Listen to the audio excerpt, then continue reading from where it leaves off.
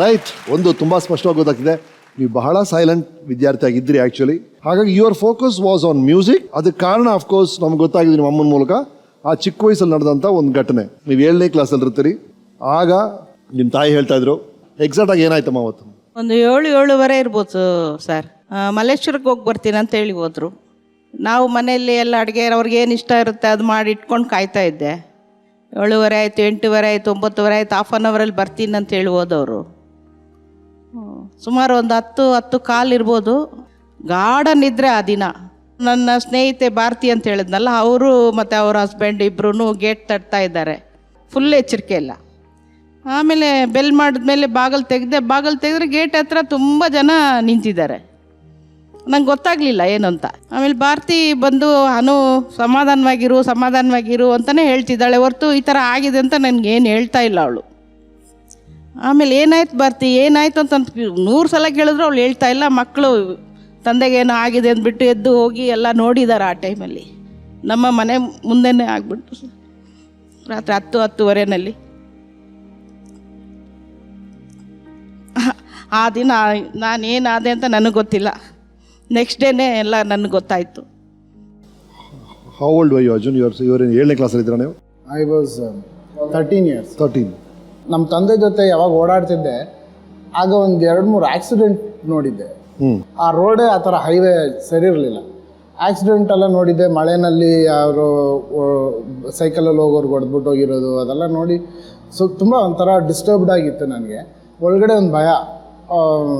ನಮ್ಮ ತಂದೆ ಮನೆಗೆ ಬರೋವರೆಗೂ ಡೈಲಿ ಅವ್ರು ಮುಂಡಡಿಪಾಳ್ಯ ಅಂದರೆ ಹೆಬ್ಬಾಳ ಬರಬೇಕು.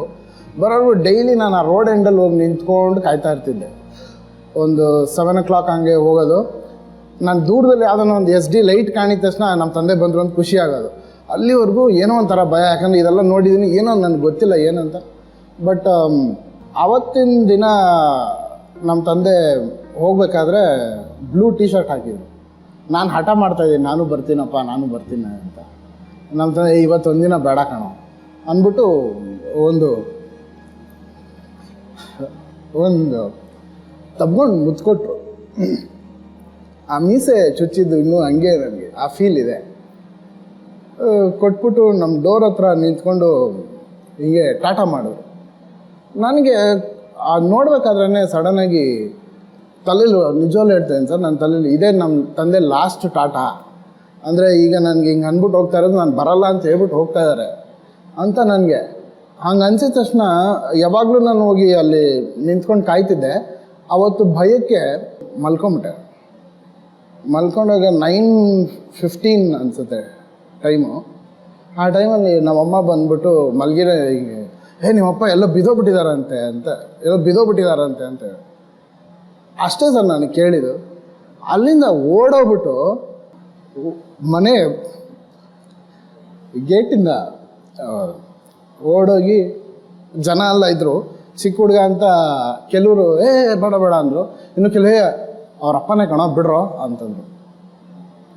ಆ ಜನನೆಲ್ಲ ಹಿಂಗೆ ತಳ್ಬಿಟ್ಟು ಹೋದರೆ ಬ್ರೌನ್ ಹೆಲ್ಮೆಟ್ ಹಾಕಿದ್ರು.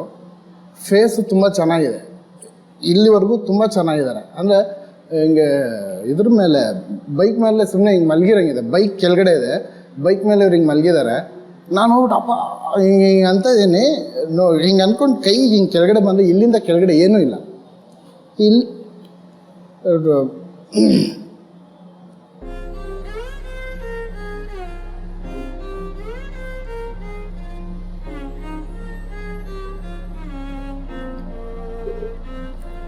ಸೊ ಅದೇ last sir.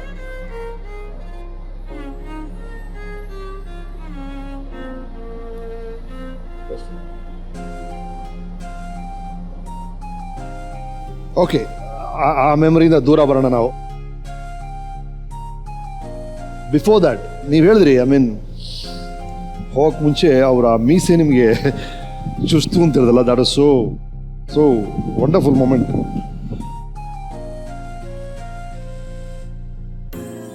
Let's talk about the fond memories. ಅದಕ್ಕೆ ಮುಂಚೆ ಅವ್ರು ಅದ್ಭುತವಾದ ಫೋಟೋಗ್ರಾಫರ್ ಅಂತೆ, ಅದ್ಭುತವಾಗಿ ಫೋಟೋಗ್ರಫಿ ಮಾಡೋರಂತೆ. ಇನ್ಫ್ಯಾಕ್ಟ್ ಅವ್ರು ಯೂಸ್ ಮಾಡಿದಂಥ ಕ್ಯಾಮ್ರಾ ಕೂಡ ನಮ್ಗೆ ಸಿಕ್ಕಿದೆ.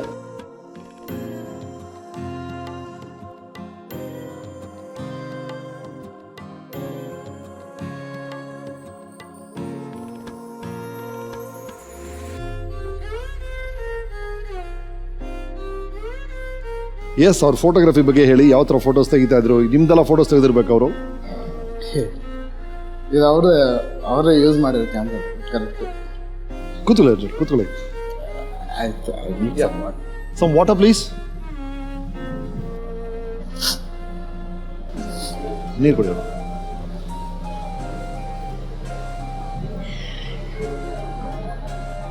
ಎಸ್ ಸರ್, ಫಾದರ್ ತುಂಬ ಒಳ್ಳೆ ಫೋಟೋಗ್ರಾಫರ್ ಅಂತ ಕೇಳ್ಪಟ್ವಿ. ಎಲ್ಲಿ ಮದುವೆ ಮನೆ ಫೋಟೋ ತೆಗಿಯಕ್ಕೆ ಹೋಗ್ಬೇಕಾದ್ರೆ ಅಥವಾ ಎಲ್ಲೇ ಹೋದ್ರೂ ನಾನು ಜೊತೆಲಿ ಹೋಗ್ತಿದ್ದೆ. ಆಮೇಲೆ ಫೋಟೋ ಪ್ರಿಂಟ್ ಮಾಡೋಕ್ಕೆ ಡಾರ್ಕ್ ರೂಮ್ ಒಳಗಡೆ ಹೋಗ್ತಿದ್ರು. ಎವ್ರಿ ಡೇ ಒಂದು 7 o'clock ಹಂಗೆ ಆ ಡಾರ್ಕ್ ರೂಮ್ ಒಳಗಡೆ ಹೋಗ್ತಿದ್ರು. ನನಗೆ ಆ ಡಾರ್ಕ್ ರೂಮ್ ಒಳಗಡೆ ಹೋಗೋಕೆ ಭಾಳ ಇಷ್ಟ. ನಾನು ಬರ್ತೀನಿ ಸರಿ ಬಾ ಅಂತ ಡಾರ್ಕ್ ರೂಮ್ ಒಳಗಡೆ ಹೋದಾಗ ಫುಲ್ ಲೈಟ್ಸ್ ಆಫ್ ಆಗುತ್ತೆ. ಆ ಕತ್ಲೇಲಿ ಒಬ್ಬೊಬ್ಬರೇ ಅವ್ರು ಬರೀ ಸೌಂಡ್ ಕೇಳೋದು. ಆ ಲೈಟ್ ಆನ್ ಮಾಡಿದ್ರೆ ರಿಫ್ಲೆಕ್ಷನ್ ಬೀಳುತ್ತೆ. ಅದು ಪಾಸ್ಪೋರ್ಟ್ ಸೈಜ್ಗೆ ಸೆಟ್ ಮಾಡಬೇಕು. ಆ ಫೋಟೋನ ಅಲ್ಲಿ ಪೇಪರ್ ಇಟ್ಬಿಟ್ಟು ಇದೆಲ್ಲ ನೋಡ್ಕೋತಿದ್ದೆ. ಬಟ್ ಆ ಡಾರ್ಕ್ ರೂಮ್ ಒಳಗಡೆ ನಾನು ಹೋಗಿದ್ದು, ನನ್ನ ಲೈಫ್ ಡಾರ್ಕ್ ಆದಾಗ ಆ ಡಾರ್ಕ್ ರೂಮ್ ಒಂಥರ ಹೆಲ್ಪ್ ಮಾಡುತ್ತೆ ಸರ್. ಯಾಕಂದರೆ ನಮ್ಮ ತಂದೆ ಸಡನ್ನಾಗಿ ಇದಾಗಿದ್ದು. ನಮ್ಮದು ಸ್ಟುಡಿಯೋ ಇತ್ತು, ಲಕ್ಷ್ಮೀ ಸ್ಟುಡಿಯೋ ಅಂತ. ಆವಾಗಿನ ಕಾಲಕ್ಕೇ ಒಂದು ದಿನಕ್ಕೆ ಆ ಬುಕ್ಸಲ್ಲಿ ಇರ್ಬೋದು 600 to 800 rupees ಒಂದು ದಿನಕ್ಕೆ ಬಿಸ್ನೆಸ್ ಆಗ್ತಿತ್ತು 90s. ಆ ಸ್ಟುಡಿಯೋ ಸಡನ್ನಾಗಿ ನಮ್ಮ ತಂದೆ ಹೋದ್ಮೇಲೆ ಅದು ನೋಡ್ಕೊಳ್ಳೋರು ಯಾರೋ ಇಲ್ದಂಗೆ ಆಗೋಯ್ತು. ಅಲ್ಲಿ ಆಪರೇಟ್ ಮಾಡೋಕ್ಕೆ ಯಾರೂ ಇಲ್ಲ. ನನಗೆ ನಮ್ಮ ಅಣ್ಣನಿಗೇನು ಗೊತ್ತಿಲ್ಲ. ಇದು ನಮ್ಮ ತಂದೆ ಫೋಟೋ ತೆಗಿಬೇಕಾದ್ರೆ ಲೈಟ್ ಹಾಕಕ್ಕೆ ಹೇಳೋರು, ಲೈಟ್ ಹಾಕ್ತಿದ್ವಿ. ಆಗ ನೋಡ್ಕೊಂಡಿರೋದು ಅಷ್ಟೇ, ಹೆಂಗೆ ತೆಗಿತಾರೆ ಏನು ಅಂತ. ಅವನು ಟ್ರೈ ಮಾಡೋದು, ನಾನು ಟ್ರೈ ಮಾಡೋದು. ಬಂದದ್ದು ಕಸ್ಟಮರ್ಗೆ ಫೋಟೋ ತೆಗಿಯೋಕ್ಕೆ ಆ ಫೋಟೋ ವಿಚಿತ್ರವಾಗಿ ಬರೋದು. ನಮ್ಮ ತಂದೆ ಹೆಸರು ಮಾಡಿದ್ದಕ್ಕೆ ಬರ್ತಾಯಿದ್ದ ಕಸ್ಟಮರ್ ಅಲ್ಲ, ಮಕ್ಕದ ಮೇಲೆ ಉಗಿದ್ಬಿಟ್ಟು ಹೋಗಿರೋದು ನೆನಪಿದೆ ನನಗೆ. ನೀವೆಲ್ಲ ನಿಮ್ಮ ತಂದೆ ಹೆಸರು ಹಾಳು ಮಾಡೋಕ್ಕೆ ಅಂತ ಉಟ್ಕೊಂಡಿದ್ದೀರ, ನಿಮ್ಮ ತಂದೆ ಹೆಂಗೆ ತೆಗಿತಾಯಿದ್ರು ಫೋಟೋನೇನ್ರೋ ಅಂತ. ಇನ್ನು ಕೆಲವರು ನಮ್ಮ ಗೇಟ್ ಹತ್ರ ನಿಂತ್ಕೊಂಡು ಪರ್ಕೆನಲ್ಲಿ ಹೊಡಿತೀನಿ, ಯಾವನೋ ಫೋಟೋ ತೆಗೆದಿದ್ದು ಆಚೆ ಬರೋ ಅಂತ ಹೆಂಗಸರು ಹಿಂಗೆಲ್ಲ ಹೇಳಿದ್ದನ್ನು. ಯಾಕಂದರೆ ನಮಗೆ ಗೊತ್ತಿಲ್ಲ, ಹೇಳ್ಕೊಡ್ಬೇಕು ಅಂತ ಯಾರೂ ಇಲ್ಲ. ಹೇಳ್ಕೊಡೋಂಥವ್ರೆಲ್ಲ ಹಿಂಗೆ ಬಂದು ಬೈದ್ರಂತೆ ಇವತ್ತು ಏನು ಇಷ್ಟು ಕೆಟ್ಟದಾಗ ತೆಗ್ದಿದ್ದೆ ಅಂತ ಅವ್ರು ಅಂದ್ರಂತೆ ಅಂತಾನೆ ಹೇಳಿದ್ರು ಹೊರತು ಇಲ್ಲ ಕಣೋ ಹಿಂಗೆ ಮಾಡೋದು ಹಂಗೆ ಮಾಡೋದು ಅಂತ ಯಾರು ಹೇಳ್ಕೊಟ್ಟಿಲ್ಲ. ನನಗೆ ಆವಾಗಿಂದನೇ ಇದು ನಮ್ಮ ತಂದೆ ಹೆಸರು ಹಾಳಾಗಬಾರ್ದು. ಏನೇ ಆದರೂ ನನ್ನ ಏಮ್ ಇರೋದು ಒಂದೇ, ನಮ್ಮ ತಂದೆ ಹೆಸರು ಉಳಿಸ್ಬೇಕು. ಅವರು ಹೆಂಗೆ ಹೆಸರು ಮಾಡಿ ಆ ಥರನೇ ನಾನು ಹೆಸರು ಮಾಡಬೇಕು. ಅವ್ರ ಹೆಸರು ಎಲ್ಲ ಕಡೆ ಆಚೆ ಬರಬೇಕು. ಯಾಕಂದರೆ ಪರ್ಕೇನಲ್ಲಿ ಹೊಡಿತೀನೋ ನಿನಗೆ ಅಂತ ಹೇಳಿದವರು. ಅವ್ರು ಹೆಂಗೆ ತೆಗಿತಾಯಿದ್ರು, ನೀವೆಲ್ಲ ಏನರೋ ಅನ್ನೋರು. ಅವ್ರು ಹೋದ್ಮೇಲೆ ಅಷ್ಟೇ ನೀವು ನಿಮ್ಮ ಫ್ಯಾಮಿಲಿ ಎಲ್ಲ ರೋಡಿಗೆ ಬಂದುಬಿಡುತ್ತೆ ಅಂತ ಹೇಳಿದವರು. ಸೊ ಆವಾಗೆಲ್ಲ ಮನಸ್ಸಲ್ಲಿ ನನಗೆ ಒಂದೇ ಓಡ್ತಾ ಇದ್ದಿದ್ದು, ನಮ್ಮ ತಂದೆ ಹೆಸರನ್ನ ಎತ್ತು ನಿಲ್ಲಿಸ್ಬೇಕು. ಹೆಂಗೆ ಮಾಡ್ತೀನಿ ಗೊತ್ತಿಲ್ಲ.